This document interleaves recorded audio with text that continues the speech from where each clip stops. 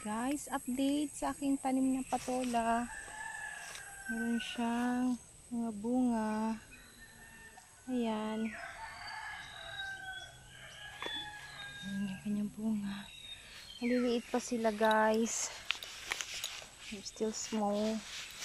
Hindi pa pwedeng gulayin. Pero ito, isa malaki na, oh. Pero hindi pa rin siya pwede.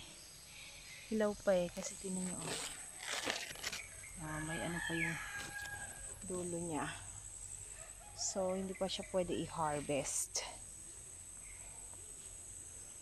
Ayan siya, guys. Ang aking patola.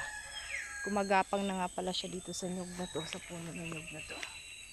Okay. See? Ito na siya sa taas. Ito yung view niya. Ito siya. Ayan. Sa taas na siya.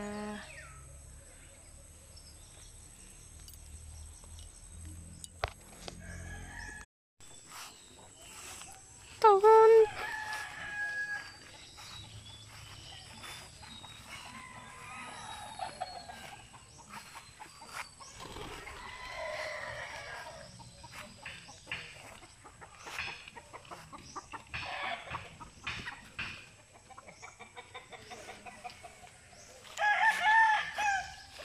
Harvest tayo ng ating